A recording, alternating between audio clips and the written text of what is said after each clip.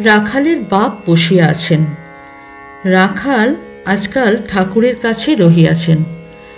রাখালের মাতা ঠাকুরানীর পরলোক প্রাপ্তির পর পিতা দ্বিতীয় সংসার করিয়াছেন। রাখাল এখানে আছেন, তাই পিতা মাঝে মাঝে আসেন। তিনি ওখানে থাকাতে বিশেষ আপত্তি করেন না। ইনি সম্পন্ন ও বিষয়ী লোক। মামলা মোকদ্দমা সর্বদা করিতে হয়। ঠাকুর শ্রীরামকৃষ্ণের কাছে অনেক উকিল, ডেপুটি ম্যাজিস্ট্রেট ইত্যাদি আসেন। রাখালের পিতা তাহাদের সঙ্গে আলাপ করিতে মাঝে মাঝে আসেন। তাহাদের নিকট বিষয়কর্ম সম্বন্ধে অনেক পরামর্শ পাইবেন। ঠাকুর শ্রীরামকৃষ্ণ মাঝে মাঝে রাখালের বাপকে দেখিতেছেন। ঠাকুরের ইচ্ছা রাখাল তাঁর কাছে দক্ষিণেশ্বরে থাকিয়া যান। শ্রীরামকৃষ্ণ রাখালের বাপ ও ভক্তদের প্রতি। আহা, আজকাল রাখালের স্বভাবটি কেমন হয়েছে! ওর মুখের দিকে তাকিয়ে দেখো, দেখতে পাবে মাঝে মাঝে ঠোঁট নড়ছে। অন্তরে ঈশ্বরের নাম জপ করে কিনা, তাই ঠোঁট নড়ে। এসব ছোকরারা নিত্য সিদ্ধের থাক, ঈশ্বরের জ্ঞান নিয়ে জন্মেছে।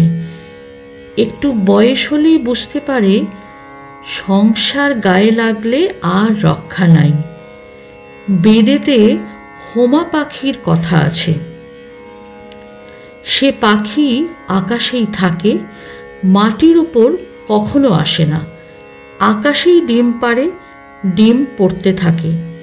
কিন্তু এত উঁচুতে পাখি থাকে যে পড়তে পড়তে ডিম ফুটে যায়। তখন পাখির ছানা বেরিয়ে পড়ে, সেও পড়তে থাকে। তখনও এত উঁচু যে পড়তে পড়তে ওর পাখা ওঠে ও চোখ ফোটে। তখন সে দেখতে পায় যে আমি মাটির উপর পড়ে যাব। মাটিতে পড়লেই মৃত্যু। মাটি দেখাও যা, অমনি মার দিকে চোঁচা দৌড়। একবার উঠতে আরম্ভ করে দিল, যাতে মার কাছে পৌঁছতে পারে। 1 লক্ষ্য মার কাছে যাওয়া। এসব ছোকরারা ঠিক সেই রকম। ছেলেবেলায় সংসার দেখে ভয়, এক চিন্তা, কিসে মার কাছে যাব, কিসে ঈশ্বর লাভ হয়।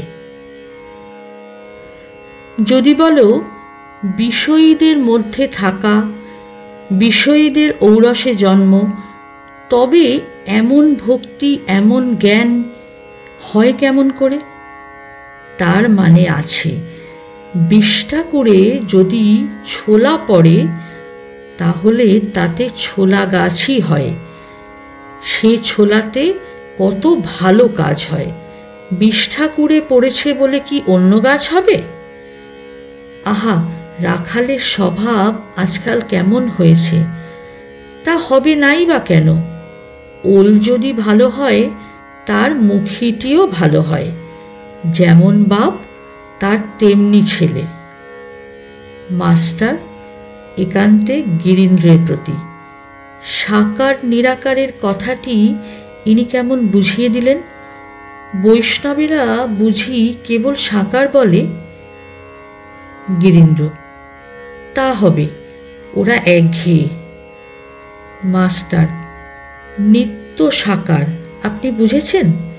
স্ফটিকের কথা আমি ওটা ভালো বুঝতে পারছি না।